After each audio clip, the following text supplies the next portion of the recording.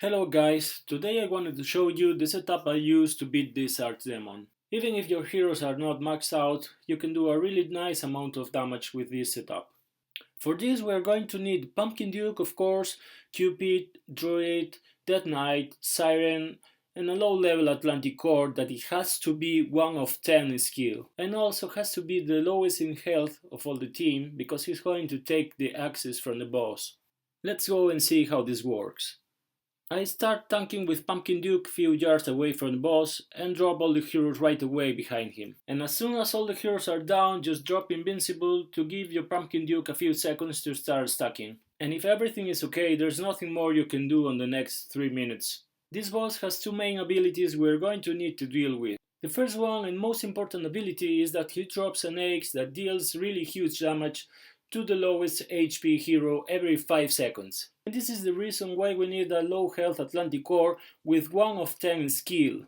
2 of 10 won't work, 3 of 10 won't work, and 10 of 10 won't work. It's the cooldown of a 1 of 10 Atlanticore which matches perfectly with the boss ability, and this way his shield will be always up when the boss does his ability. And like I said before, it is also really important that your Atlanticore is the lowest HP hero of all your team, because the ability is going to hit always the lowest target. Okay, the second most important ability we're going to be dealing with is the stuns. The boss stuns randomly up to 3 targets for 2.5 seconds, and this is why we want a Death Knight on the team.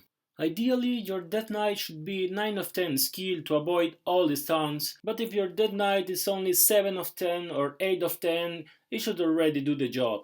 My Death Knight is only 7 of 10, and as you can see on the video, my heroes get a lot of stuns still, but it helps a lot to prevent many more stuns.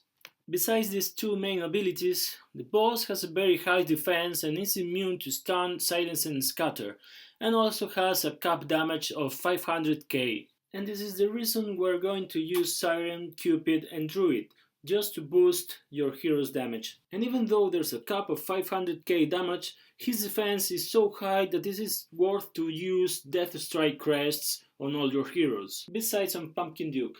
Since I'm tanking with Pumpkin Duke, I'm using Life Drain crests, so he's able to survive. Just with Life Drain and the heals from Druid, it should be enough to keep him alive.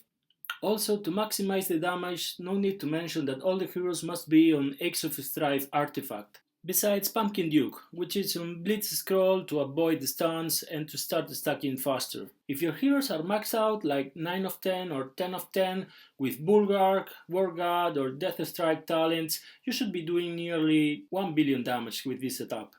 Like I said before, my biggest handicap to do more damage on this boss is my Dead Knight that is only 7 of 10, and sadly that is not enough to avoid all the stuns. But I don't really know if I want to take him to 9 of 10, that is a really huge investment to get only 200 more fame every 10 days.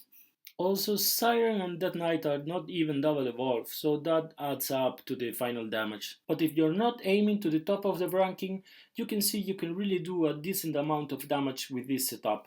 Let's look more closely now to the heroes, talents, crests and artifacts I used for this setup.